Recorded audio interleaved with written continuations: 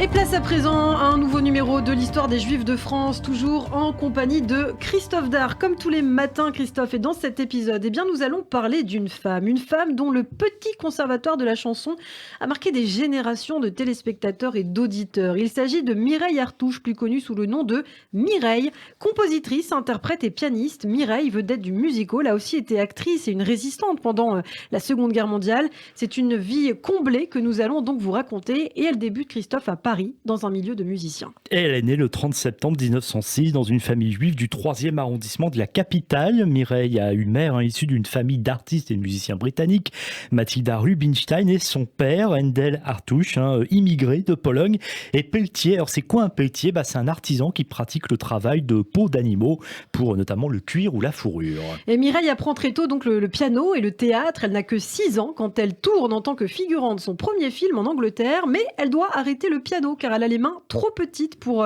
saisir les accords des grandes partitions. Eh oui, ça tient des fois pas grand-chose. À 22 ans, elle est engagée au théâtre de l'Odéon à Paris. Elle joue des petits rôles, notamment de travesti. Bon, elle ne se fait pas tellement remarquer, mais elle va quand même faire une rencontre importante, celle du décorateur de l'Odéon, qui l'écoute improviser au piano et qui lui présente son frère, Jean Nohain, mobilisé pendant la Première Guerre mondiale, avocat, puis journaliste, donc il fait beaucoup de choses, ce Jean Nohain.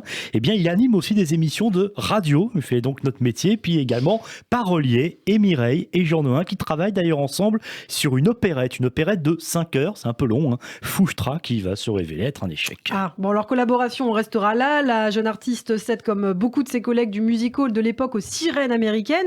Elle part pour Broadway où elle joue dans une comédie musicale et tourne 2 films à Hollywood avant de rentrer en 1932 après 2 années outre-Atlantique. Et si Mireille revient en France si vite, on peut dire, c'est qu'elle a appris que Coucher dans le foin, une des compositions qui figurait justement dans cette comédie musicale qui n'avait pas marché, a été enregistrée par 2 duettistes, Pils et Tabet, et le titre est devenu un immense succès en France, ce titre qui va du même coup marquer le début du succès pour Mireille. Couché dans le foin avec le soleil pour témoin, un petit oiseau qui chante au loin.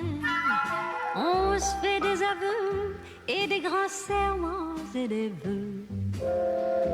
On a des brindilles plein les cheveux. On s'embrasse et l'on se trémousse. Oh, que la vie est douce, douce. Couché dans le foin. C'est joli cette petite chanson. Très jolie. C'est d'abord en tant que compositrice que Mireille se fait remarquer, que le jazz et le swing qu'elle a écouté et apprécié, on l'entend d'ailleurs aux États-Unis, vont beaucoup l'influencer. Et aux côtés, on le retrouve du coup de Jean Nohain pour les paroles. Eh bien, ces titres joyeux, humoristiques aussi, sont chantés notamment par Maurice Chevalier. C'est quand même l'un des artistes les plus populaires du musical et qui partage d'ailleurs son temps entre Paris et Hollywood où il a débuté une carrière d'acteur. Mireille et Jean Nohain travaillent aussi pour Jean Sablon, un jeune interprète à la mode qui va se produire notamment avec Joséphine Baker et Django Reinhardt. Mais comme elle le fait depuis plusieurs années, Mireille chante elle-même des chansons donc travaillées à 4 mains avec Jean Nohain, comme Papa n'a pas voulu, ou encore ce duo avec Jean Sablon, plutôt connu parce qu'il a été souvent repris par la suite, notamment par Françoise Hardy et Jacques Dutronc, puisque vous partez en voyage, histoire de 2 amoureux qui se séparent pour la première fois sur le quai d'une gare. Puisque vous partez en voyage, Puisque nous nous quittons ce soir, mon cœur fait son apprentissage. je veux sourire avec courage. Eh oui, joli duo entre Mireille et Jean Sablon qui se retrouvent pour un film en 1936, Le Petit Chemin, chanson que Mireille d'ailleurs a déjà interprétée en solo, un petit chemin qui sent bon, il y en a caressant la noisette. Ce petit chemin qui sent la noisette, oh, ce petit chemin n'a ni queue ni tête. On le voit qui fait 3 petits tours dans le bois. Mireille, une artiste très populaire à la fin des années 30, au même titre qu'Édith Piaf d'ailleurs, Maurice Chevalier ou encore Charles Trenet. Elle a même sa propre émission de radio, Les Amis de Mireille.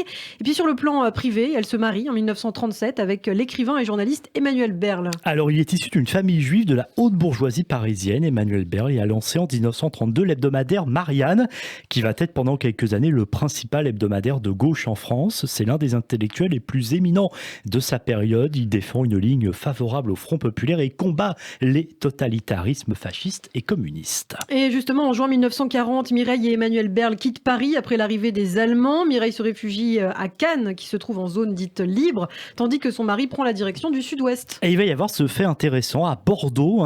Son mari va même rédiger 2 discours pour Philippe Pétain, qui préside alors le Conseil et qui négocie l'armistice avec les nazis. C'est ainsi à Berl que l'on doit une des formules attribuées à Pétain: la terre, elle ne ment pas. Mais précisons tout de suite que Berl va refuser de servir le nouveau régime de Vichy, qui accorde les pleins pouvoirs à Pétain quelques jours plus tard et prendra bien sûr rapidement les premières mesures anti-juives. Alors il rejoint Cannes, il rejoint Mireille, puis ils s'installent tous les deux en Corrèze. Ils sont rejoints notamment par la mère et la petite sœur de Mireille, et puis aussi par l'écrivain André Malraux. Durant cette période où Mireille entre en résistance, le couple Berl est aidé par un facteur et un secrétaire à la mairie de Tulle.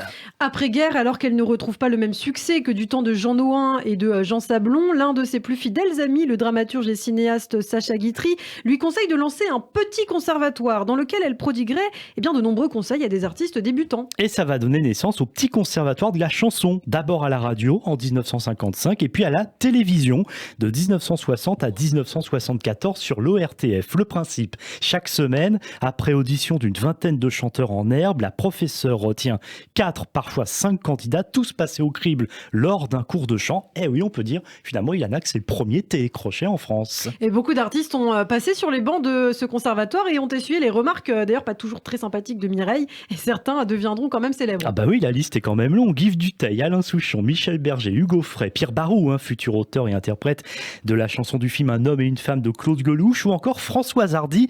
Et écoutez justement cet extrait où Mireille discute avec la toute jeune débutante. On est en 1962. Je vous connais depuis combien de temps, mademoiselle Hardy? Depuis 1 an. Depuis 1 an. Vous avez quel âge maintenant? 18 ans. Vous avez 18 ans. Est-ce que vous avez l'impression, mademoiselle Hardy, que vous avez fait des progrès? Vous faites vous-même vos chansons?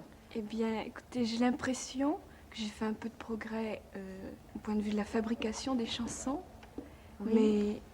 mais en interprétation, je suis pas contente de moi. On la sent toute timide, vraiment, et impressionnée. Et il y a de quoi. Et justement, il y aura aussi Pascal Sevran qui passera sur les bancs du petit conservatoire. J'ai discuté hier avec notre chère Léa. Et oui, c'est elle qui a fait le petit conservatoire. Léa Moscona, qu'on retrouvera tout à l'heure à 9h. Elle me confiait effectivement que c'était une dame impressionnante, très sévère. Elle est rentrée en fait au petit conservatoire, Léa, au début des années 90. C'est donc à la fin de la vie de Mireille. Et elle me racontait que c'était une femme impressionnante, dure, assez revêche, sévère, qui n'hésitait pas, par exemple, à dire à une jeune femme qu'elle chantait comme un éléphant. Donc c'est pas forcément très sympathique. Mais Léa, peut-être un petit peu faillotte, m'a quand même confié, et c'était un rare privilège parce que Mireille n'était pas une femme facile, qu'elle avait pu jouer au piano avec elle une composition alors qu'elle n'était que son élève.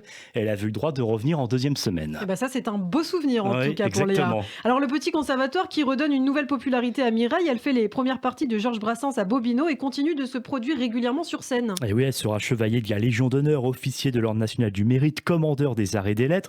On la voyait souvent effectivement à la télévision, puis elle va garder son petit conservatoire jusqu'au bout, même si il n'est plus télédiffusé, et publie en 1981 ses mémoires avec le soleil pour témoin. Il faut savoir quand même qu'à 89 ans, Ilana, donc on est en 1995, elle est encore sur scène au théâtre de Chaillot à Paris. Et Mireille meurt à l'âge de 90 ans le 29 décembre 1996 au terme d'une prolifique carrière au cours de laquelle elle a notamment composé plus de 600 chansons. Elle est enterrée aujourd'hui au cimetière de Montparnasse aux côtés de son mari, donc Emmanuel Berl, mort lui en 1976. Merci beaucoup Christophe pour ce nouveau numéro de l'histoire des Juifs de France. À très vite pour un nouvel épisode de notre série.